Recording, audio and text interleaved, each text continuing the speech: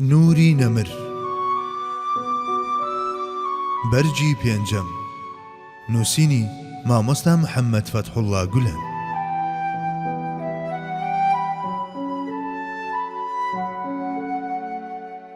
پێنج چەند بڕگەیەک لە ژیانی ئەو. هاوکات لەگەڵ بانگەوازی ئاشکرای ئیسلامدا فشارەکان زیادیان کرد و هەندێک هاوڵی وەک سومەیە و یاسر و کەسانی تر شەهید کران. هەندێکیان بە ئازاردان و برسیکردن یان بە چەقاندنی خەنجەر و نێزە بە سنگیاندا شەهید بوون. اینجا کۆچ دەستی پێکرد، کۆچ بۆ حەبەشە و دیسان گەڕانەوە، پاشان کۆچ بۆ مەدینە.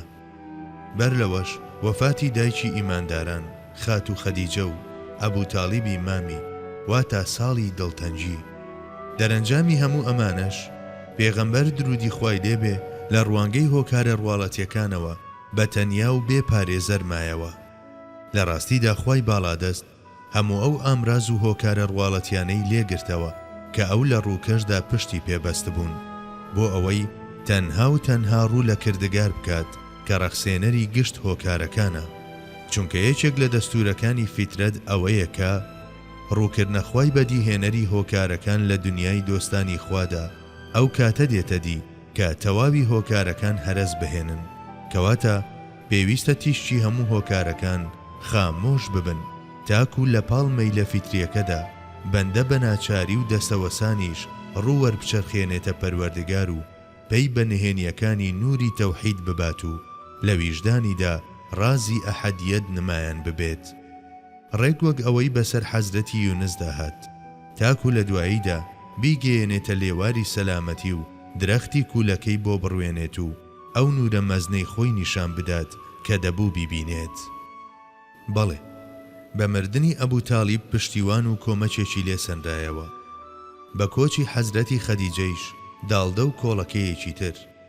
جا بۆ ئەوەی وانەیەکی بەپێز بە هەموو نەوەکانی داهاتوو بڵێتەوە، هەرەسی بە هەموو هۆکارە مادی و ڕواڵەتیەکان هێنا و ڕووی کردە خوای سازێنەری هۆکارەکان. هەروەک پێی بڵێت تۆ کەسێکی دەستنیشانکراوی ئەوەی تەنها بڵێیت ئەڵڵا. ئەی نابینیت کە پێش لە دایکبوونت باوکتم بردەوە، پاش لە دایکبوونیشت دایکت و پاش ئەویش باپیرەت؟ بەڵێ، ئەوانەی کە تۆیان دەپاراست یەک لە دوای یەک هەمویانم لێ سەندیتەوە تاکو جگە لە من خەیاڵت بەلای کەسی تردا نەترازێت. لەبەر ئەوە لە هەموو کاتێکدا بە دوای مندا بگەڕێ، تەنها ڕوو لە من بکە و هەوڵ بدە لە پشت هەر دەرگایەکەوە کە لەم گەردوونەدا تەقەی لێ دەدەیت تەنیا دەنجی من ببیستیت. ڕاستە ئەو ڕێبازەی خوا ناچاری کردبوو بیگرێتە بەر، ڕێبازێکی سەخت و گرفتاوی بوو، بەڵام کۆڵێک نەبوو حەزرەتی محەممەد موستەفا درودی خوای لێبێت نەتوانێت شانی بداتە بەر، چونکە لە سایی هێز و دەسەڵاتی خواوە کەسێکی زۆر بەهێز بوو، مرۆڤێکی نەبەزی ناوازەی ئەوتۆ بوو بە هەردوو باڵی هەژاری و کۆڵەواری بەرەو پەروەردگاری دەفڕی. گەشتەکەی تائیفیش یەکێکی ترە لەو بەسەرهاتانەی کە بێوەفایی هۆکارە ڕواڵەتیەکان دەردەخات. ئەو صلی الله علیه وسلم بەو ئومێدەوە چوو بۆ تائیف کە پەیامەکەی پێشکەش بە دڵانێکی پاکیزە بکات، کەچی بە حاڵێکەوە گەڕایەوە کە خوێن لەسەر تاپای جەستەی پیرۆزی دەچۆڕە. پاشان دیداری یەکەمین 6 کەس لە ڕیوایەتێکدا حەوت لە عەقەبە. ئەو 6 کەسە ئەسعەدی کوڕی زوڕارە و هاوڵەکانی بوون. دەستی پێغەمبەری خوایان گوشی و گەڕانەوە بۆ یەثریب. ساڵی دواتریش بە 12 کەسەوە و ساڵێک دوای ئەویش بە 72 کەسەوە کە دوانیان ئافرەت بوون هاتنەوە خزمەت سەروەرمان. ئەو دوو ئافرەتە مەزنەش نوسەیبەی مازنی، ئەو ئافرەتە بێهاوتایی کە مێژووی ئیسلام هەمیشە بە شانازیەوە یادی دەکاتەوە و نازناوەکەی عەمارەیە. ئەوەی تریشیان ئەسمای کچی عەمر بوو. ئەو دوو ئافرەتە مەزنە لەو ڕۆژە بەدواوە چ لە گەشت بێت یان لە ناوشار لە سەروەرمان صلی الله علیه وسلم گیان نەبوونەوە. عەمارە یەکێک بوو لە بەشداربووانی جەنگی پاشگەزبووەکان بە دیاریکراوی جەنگی یەمامە. تەنانەت ئەو دەمەی حەبیبی کوڕی شەهید بوو، ئەو هێشتا هەرشم شێری بەدەستەوە بوو. بە وێنەی ئەو تابلۆی پاڵەوانێتیەی لە ئوحوددا نواندی لەسەر ڕاپەڕاندنی ئەرچی خۆی بەردەوام بوو. ئیدی سەرداری بوونەوەران لەلایەن ئەم دەستە پێشەنگەوە بانکێش کرا بۆ مەدینە. تا ئەو ساتە نە بە زوبان و نە بە کردار ئازاری کەسی نەداوە. بەگراگەرچە خۆی بدایە بەدەست کەسێکەوە، دەمەتیژەکەی ڕوودەکردە خۆی و بەدەستکەکەی دەیدا بە بەرامبەرەکەی، نەبادا بسڵەمێتەوە. بەڵێ، لە مامەڵە و ڕەفتاریدا تا ئەو ئاستە ورد و ناسک بوو. تا ئەو ڕۆژەش لە ژیانیدا کەسی نەڕەنجاند بوو. کەچی لەو لاوە شەمشەمە کوێرە تاریک زەدەکان لە بەرامبەر بڵاوکردنەوەی حەق و حەقیقەت و شەکانەوەی بەیداغی قورئان لە سەرانسەری زەویدا سەغڵەت دەبوون و کۆسپ و لەمپەریان دروست دەکرد. بە دڵنیاییەوە ئەو خاوەن شمشێرەش شمشێری لە ڕوودا هەڵدەکێشان و پێی دەوتن: ئەی شەمشەمە کوێرەکان، چیدی ناتوانن بەر بە ڕووناچی بگرن. ژیانێکی تاریک بەشتانە، کەواتە لە بەرچاو ون ببن و لە بەردەم سوارچاکان و سوپای ڕووناچیدا مەوەستن. هەر بەڕاستی ژووتی. پێشەوا لە ناو شوێن کەوتوانیدا بوو، لە جەنگیشدا وەک فەرماندە لە پێشیانەوە دەوەستا. سەرەتا لە کێشە کۆمەڵایەتیەکانەوە دەستی پێکرد، هەستا برایەتی خستە نێوان هاوڵانیەوە. پاشان ئەهلی کتابی بەرەو خۆی چێش کرد، ئاشتەوایی لەگەڵ سازکردن و بە ئامادەکردنی دەستوریش متمانە و دڵنیایی بە هەموو لایەک بەخشی. پاشان ڕووی کردە مەیدانی سەربازی. لە سەرەتادا چەندیەکەیەکی سەربازی بچووکی پێکێنا. ئەو جا کەوتە بڵاو پێکردنیان بە ناوچەکانی دەوروبەردا، یەکەکان کە بە شێوەیەکی گشتی ژمارەیان لە 10 کەس کەمتر دەبوو، ئەرچیان کۆکردنەوەی هەواڵ و زانیاری و گەیاندنی بوو بە ناوەند، واتە مەدینە.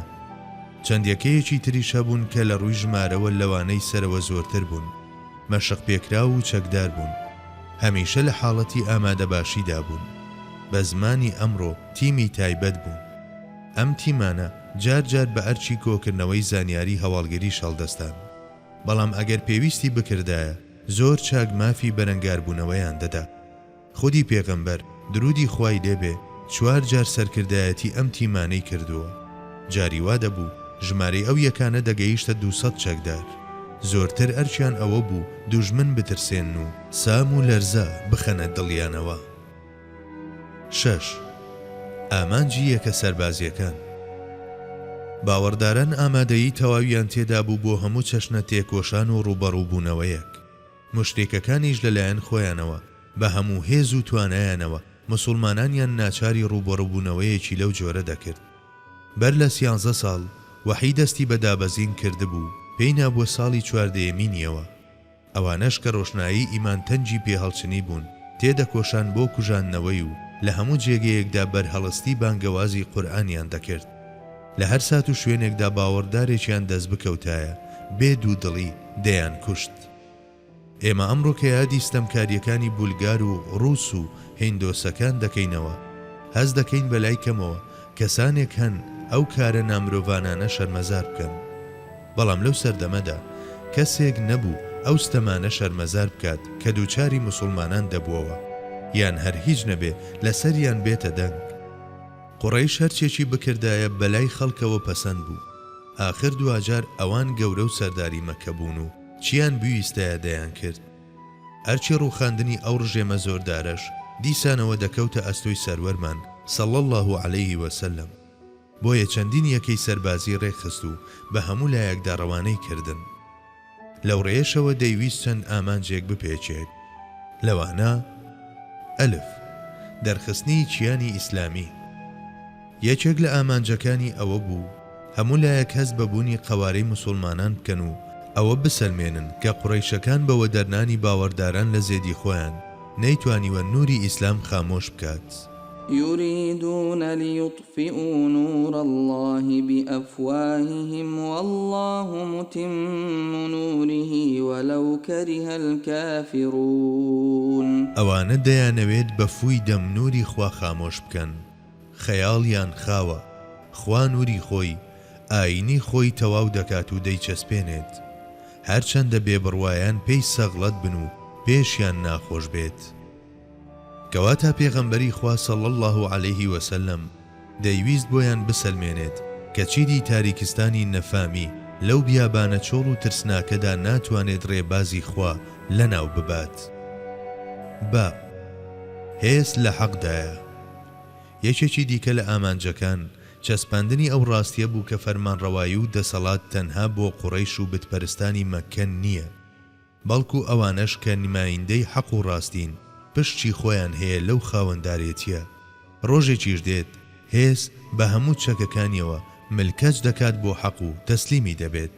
ئیتر ئەو کات لەسەر زەویدا قسە تەنها قسەی حەق دەبێت و سەروەری یاساش بۆ هەموو لایەک دەردەکەوێت.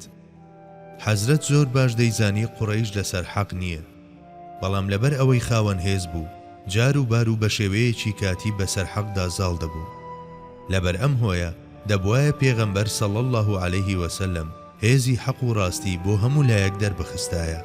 لەم سۆنگەیەوە پێکێنانی یەکە سەربازیەکان پەیامێکی ڕوون و ڕەوان بوو بۆ سەرجەم خاوەن هێز و دەسەڵاتدارانی ناوچەکە. واتە بەکردەیی ڕای دەگەیان کە کەسانی وەک ئەبوو سوفیان و ئەبوو جەهل و عوتبە و شەیبە و کوڕی ئەبوو موعیت و وەلید و هەتا دوایی هیچ مافێکیان نییە بەسەر مرۆڤایەتیەوە.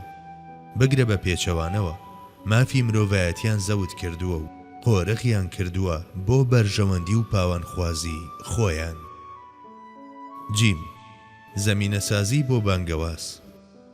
مەبەستێکی دیکە لە ڕێخستنی یەکە سەربازیەکان لادانی ئەو کۆسپانە بوو کە دەهاتنە سەرڕێی بانگەواز.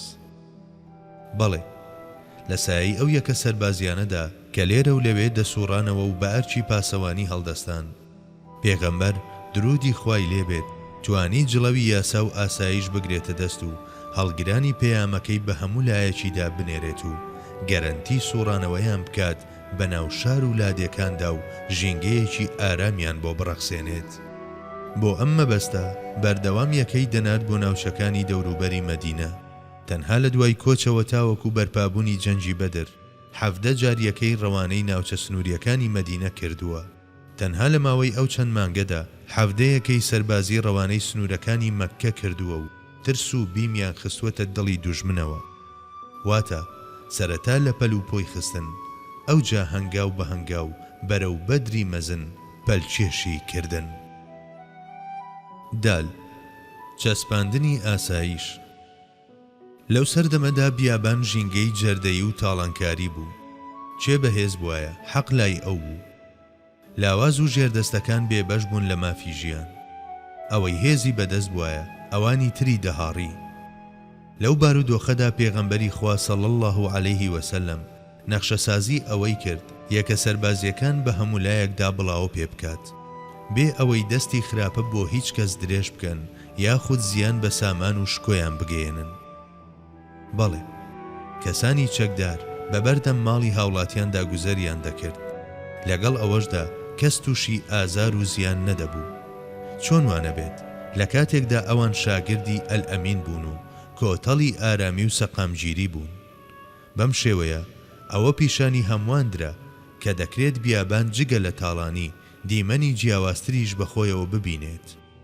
ئەمەش بۆ هیچ کەسێکی تر مەیسەر نەدەبوو جگە لەو حەزرەتی محەممەد مستەفایەی کە هەر لە سەرەتاوە جەنجی دژی دزی و دزێوی ڕاگەیاندبوو. بەم جۆرە بۆ هەمووان دەرکەوت کە بیابان چیتر بە تەنها مڵکی قوڕەیش و ملهوڕانی مەککە نییە، بەڵکو پێغەمبەری ئیسلامیش صلی الله علیه وسلم ماف و پشتی خۆی هەیە. بە تێپەڕبوونی ڕۆژگاریش ئەو مافە زیاد دەکات و هاوشێوەی بڵاوبوونەوەی تیشتی ڕووناچی ئەویش تەشەنە دەسێنێت تاکو لە تەواوی خانە و ویژدان و بیر و هۆشەکاندا جێی خۆی دەکاتەوە. مێژوو شاهیدە کە هەر بەڕاستیش جێی خۆی کردووەتەوە.